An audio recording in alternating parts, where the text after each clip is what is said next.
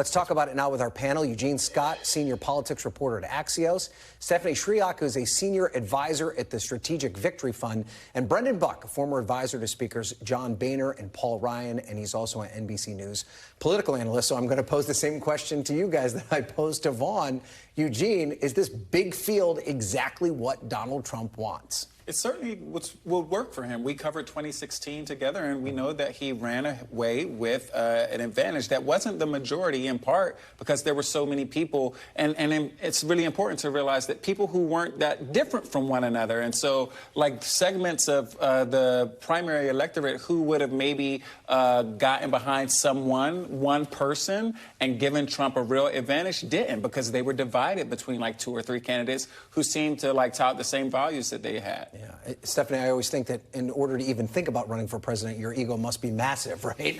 But in an environment like this, where you have someone like Donald Trump who sucks up so much of the oxygen, and there's already so many candidates in the race, what's going through the mind of some of these candidates like Doug Burgum and Chris Christie? Where's their constituency? Where's their path to victory?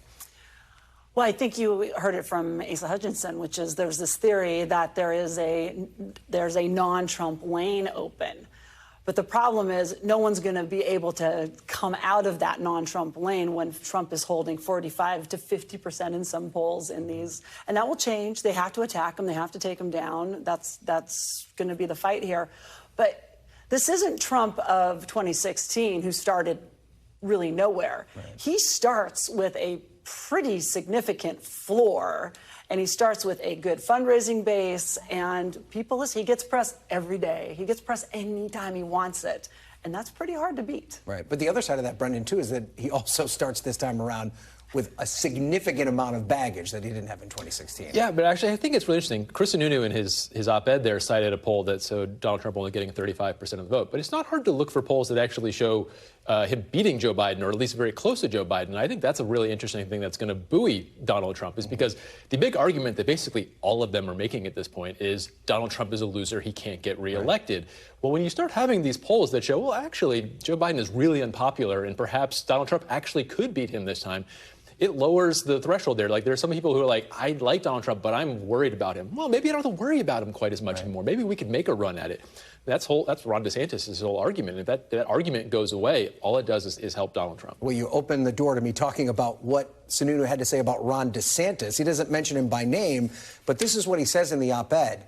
We must abandon the issues that are solely made for social media headlines, such as banning books or issuing curriculum fiats to local school districts hundreds of miles away from state capitals. We need to expand beyond the culture wars that alienate independents, young voters, and suburban moms. And Eugene, when I read that, my first thought process was he might be right about winning a general election, but does he not understand the Republican primary voter? Because it's this set of issues that really seems to fire them up. Indeed, and I'm sure he does, but it's something that many of us have been thinking about, like, how is DeSantis going to perform in a general? I'm sure we all heard his speech very recently about attacking woke culture. That's not something that really appeals to these demographics that, self-identify as swing voters, and the demographics that he would need to beat a Biden: women, suburban voters, these young voters.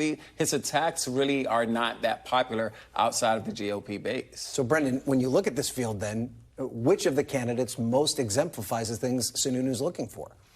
Without endorsing anyone. Yeah, I'm not asking you to do that. No, I mean, look, I still think that it is Donald Trump, Ron DeSantis, and everybody else. Because everybody else is basically acting like this is the party of 10 years ago, when it's very clearly not. Right. But I also think it's Ron DeSantis' fault, largely, that we have this large field. Ron DeSantis kind of came out on the scene 2 months ago, or whatever it was, and really showed himself to be a potentially weak candidate. And that's why all of these people think maybe he's not the Trump alternative. Maybe there is somebody else who can fill that space. I don't know that that's really true. I mean, I'm sure Doug Burgum is a nice guy. I'm sure Ryan Nobles has higher name ID than he does. So, I don't know exactly what his plan is, but until somebody else can knock any of them off the stage, for as flawed as Ron DeSantis may be in a general election, he knows what plays to base voters. He knows how to get attention, and that's really what you need right now. Yeah. All right, so I want to play off more on this culture issue, Stephanie, and it does seem as though Sununu wants the party to move away from it, but the candidates running seem to understand that that's what motivates their voters. Listen to what Nikki Haley said in a town hall last night.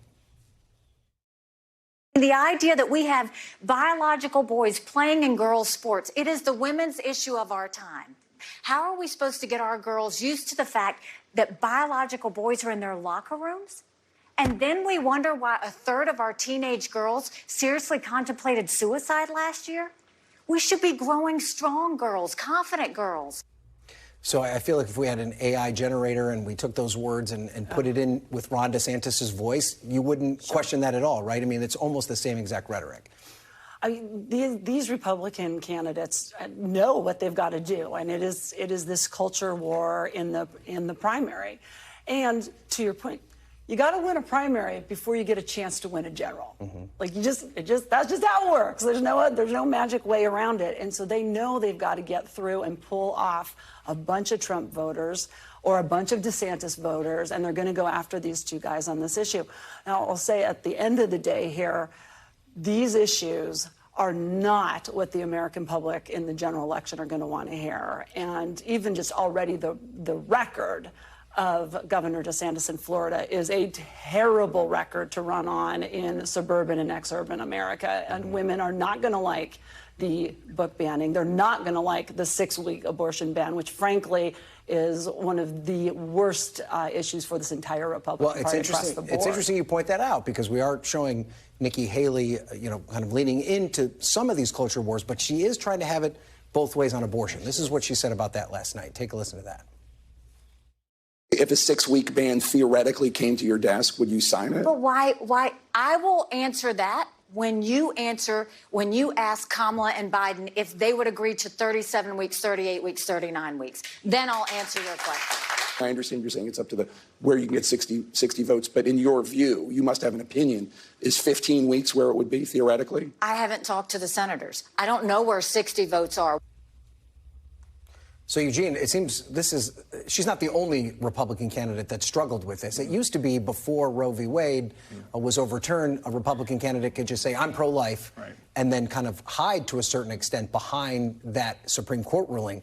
Now they actually have to take a substantive policy position, and they have had a very difficult time wading through that, especially with the general election in their future. Indeed. There's real awareness that 2022 did not go the Republicans' way, in part because of where the party stood on abortion. And Roe versus Wade really has not been as well received as some of the more conservative Republicans for some reason thought it would be. And so individuals are trying to figure out how they can remain competitive and align with where most voters are, but still somehow, get through a primary and not alienate people who would look at some of these restrictive abortion bans and say, this issue alone will keep me from backing you, which they have done, which some voters have done in elections and campaigns even since 2022. Yeah, do you think, Brendan, I mean, somebody that's been in Republican politics for a long time, I mean, the idea of being pro-life in a post-Roe world is a lot different than it was in a pre-Roe world, isn't it? We never had to really answer that question. It was the Supreme Court, and then the fight was always about, well, we'll solve this at the Supreme Court. And now the issue is that state capitals all across the country in different states are all defining this issue for us. They're each picking their own. We used to talk about we want some reasonable restrictions, and places like Texas and Florida and Georgia are going well beyond what people think are reasonable. I think as a political matter, it's probably best to just kind of pick a line where you want it to be, and people will stop asking you about it quite so often, because if you don't have an answer, they're just going to keep coming at you. They're going to keep having to talk about it. It's not a good thing to be talking about. But it shows the enormous gap between what base Republican voters demand versus what a general election electorate is going to be looking to see. And that's where we're stuck, and she remains stuck right there. Yeah, and I guess, Stephanie, Democrats are not going to stop talking about it, right? Well, absolutely not, because to his point, you've got legislatures full bans, legislatures pushing 6-week bans. They are in law in some states. They are completely, there's no access in some states. So people are feeling it. And on top of it, you're going to have pressure from far right-wing organizations demanding that these presidential candidates promise that they'll sign a national abortion ban. You're going to have Senate candidates and House candidates promising national abortion bans, just like they did last time. They're going to have to answer that question while dealing with a far-right religious sect inside of the party. That's pretty powerful, particularly in places like Iowa. Right. Those advocacy organizations have a direct line to the high-frequency primary voters that pick presidential candidates. Terrific conversation, guys. Eugene, Stephanie, Brendan, I appreciate you all being here. Thank you so much. Thanks for watching our YouTube channel. Follow today's top stories and breaking news by downloading the NBC News app.